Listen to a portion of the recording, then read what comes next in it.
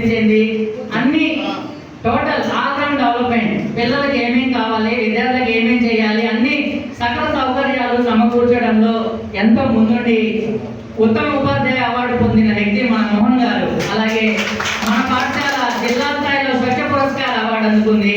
అదే రకంగా సోంపల్లి పాఠశాల రాష్ట్ర స్థాయి స్వచ్ఛ పురస్కార్ అవార్డు కూడా నామినేట్ చేసి రాష్ట్ర స్థాయిలో ప్రథమ బహుమతి గెలుచుకోవడానికి కృషి చేశారు మోహన్ గారు మరియు వాళ్ళ స్టాఫ్ అందరూ కూడా.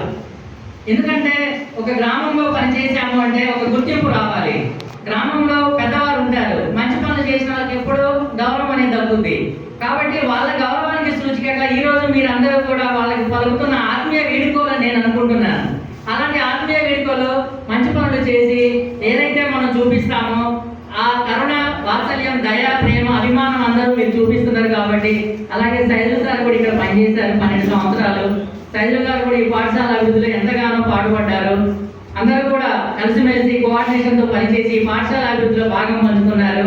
అలాగే తిరుపతమ్మ మేడం గారు కూడా ఇక్కడ, ఎందుకంటే పిల్లలకి, ఆడపిల్లలకి ఏది కావాలన్నా ఇక్కడ ఉన్న లేడీ టీచర్ మేడం ఒకరే.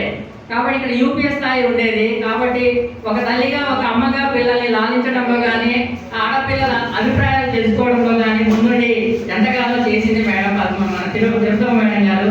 అలాగే రవి గారు కూడా ఇక్కడ ఎంతగానో అభివృద్ధి చేశారు. వాళ్ళు ఏ పని చేసినా కానీ కోఆర్డినేషన్ తోటి చేసుకున్నారు, ప్రతి పనిని కోఆర్డినేషన్ లో చేసుకున్నారు. కాబట్టి ఈ కోఆర్డినేషన్ నుండి 5గురు కూడా బదిలీపై వెళ్ళి వాళ్ళకి నిజంగా ధన్యవాదాలు తెలియజేస్తున్నాను. అలాగే ఇక్కడ డోనర్స్ అందరికీ కూడా పేరు ధన్యవాదాలు. అలాగే ఐటీసీ బృందం